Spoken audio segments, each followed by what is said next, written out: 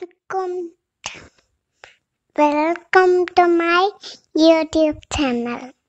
Hi all, welcome to my YouTube channel. Today's video is about a simple activity which is very helpful for your children to learn the four seasons: summer, winter, rainy and spring season.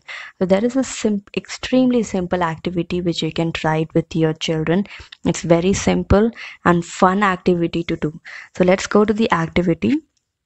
Take one paper cup and cotton ball. For coloring, you can use poster color.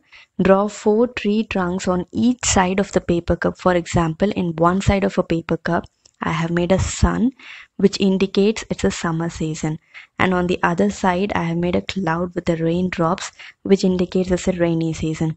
So each and every side of a paper cup is to teach them what is summer, winter, monsoon, and spring.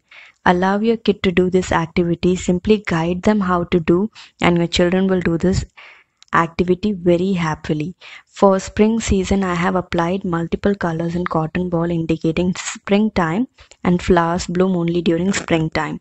So this is one simple activity which your children can do on their own.